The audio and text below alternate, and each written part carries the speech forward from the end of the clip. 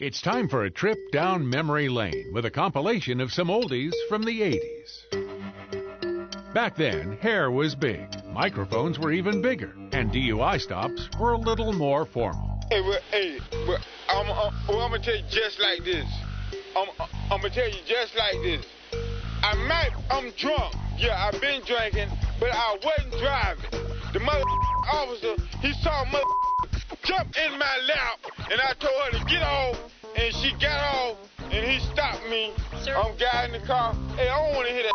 Hey, I don't even want to hear it. Hey, sir, whatever you have to do, you do the Hey, she must be getting him some Mr. Turner.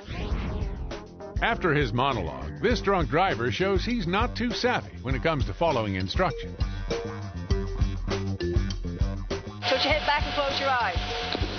You close your eyes? Sir, I'm not doing the test. But you close your eyes. Sir. Huh?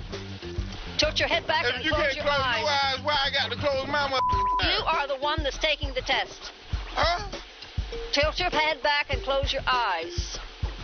Did you tilt your head back and close your eyes? Tilt your head back and close your eyes. Is you drunk?